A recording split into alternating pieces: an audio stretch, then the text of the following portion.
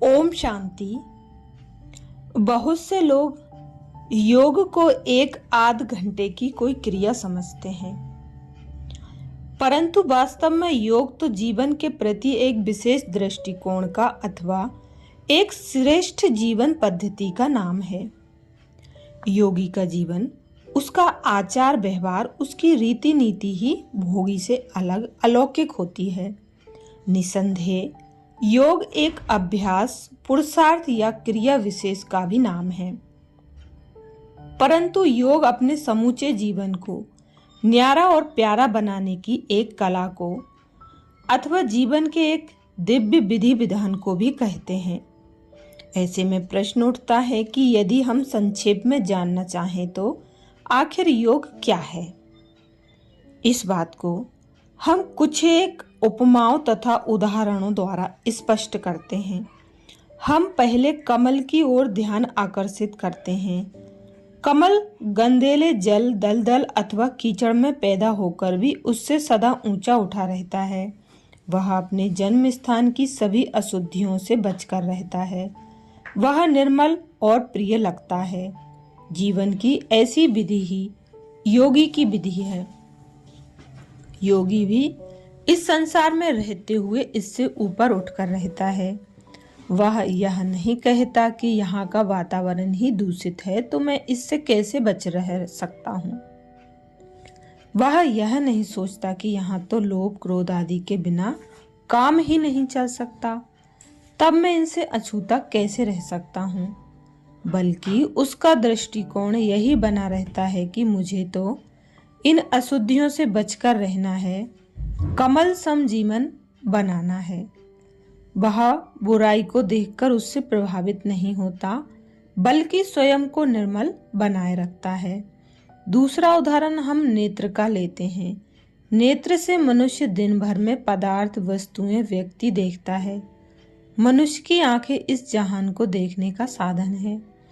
आंखें खुली हों तो मनुष्य प्रकृति के इस जगत का जल, थल, नदी, नाले, बाग बगीचे, पहाड़ पहाड़ी सभी देखता है। परंतु मनुष्य को मालूम नहीं है कि उसका तीसरा चक्षु बंद है। उस दिव्य नेत्र के खुल जाने से जीवन पथ स्पष्ट दिखाई देगा और अपना लक्ष्य भली भांति प्रकट हो जाएगा।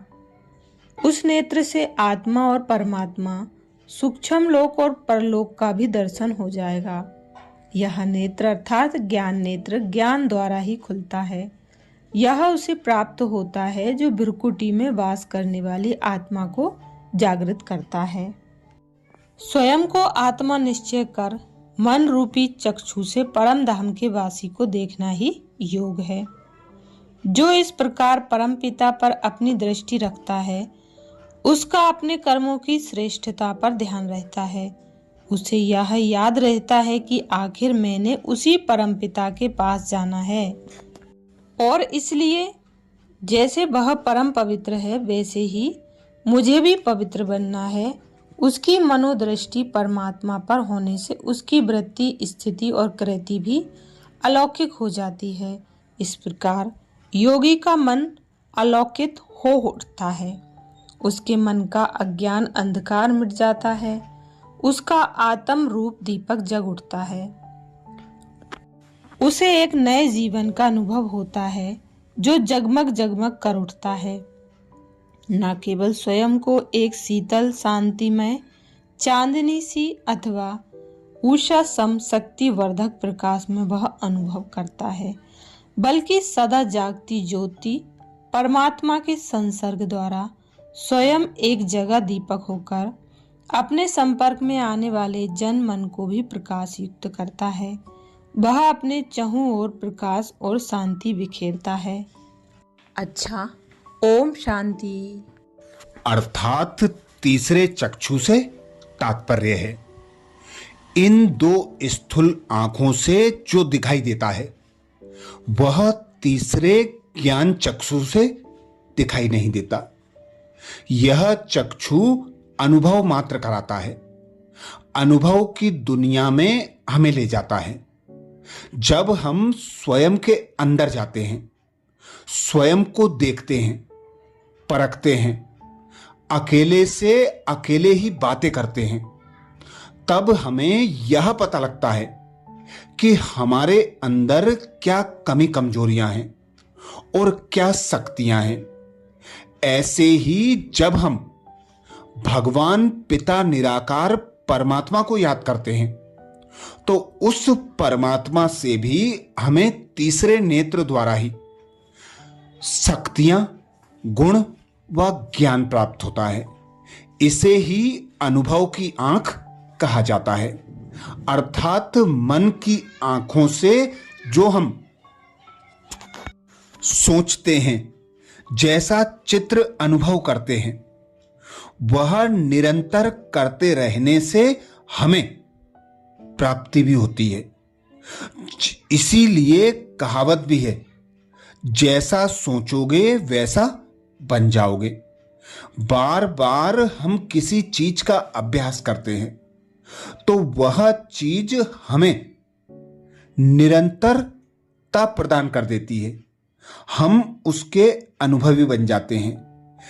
ऐसे ही भगवान पिता परमात्मा को दुख हरता सुख करता कहा जाता है, शांति दाता कहा जाता है, मुक्ति दाता जीवन मुक्ति कहा जाता है। जब हम उस परमात्मा पर ध्यान एकाग्र करते हैं, अपने तीसरे नेत्र अर्थात मन और बुद्धि को उस परमात्मा पर एकाग्र करते हैं, तो परमात्मा से सर्व शक्तियां, गुण और ज्ञान हमें स्वतः और सहज प्राप्त होती हैं। इसीलिए भक्ति मार्ग में कहा जाता है, आत्मा परमात्मा में विलीन हो जाती है, पर ज्ञान मार्ग में कहा जाता है कि आत्मा के समान जब गुण ज्ञान और शक्तियों से हम स्वयं को भरपूर कर लेते हैं, अर्थात सतोगुणी आत्मा अनुभव करते हैं, अष्ट शक्तियों से संपन्न आत्मा स्वयं को अनुभव करते हैं, 16 कला संपूर्ण स्वयं को अनुभव करते हैं, तो हम परमात्मा पिता के समान स्वयं को अनुभव करने लगते हैं और सर्व शक्तियों से भरपूर होकर हर कार्य में स्वतः और सहज सफलता प्राप्त करते हैं। ऐसे ही भक्ति मार्ग में जो गायन है, अंतमति सोगति, जैसा अंत में हमारी सोच होगी वैसी ही हमारी गति होगी। तो जैसी मति वैसी गति का गायन भी इसी आधार पर किया गया है कि हम अंतिम समय पर जो सोचते हैं, जो चित्र देखते हैं, वही हमें प्राप्त होता है। अच्छा, ओम शांति।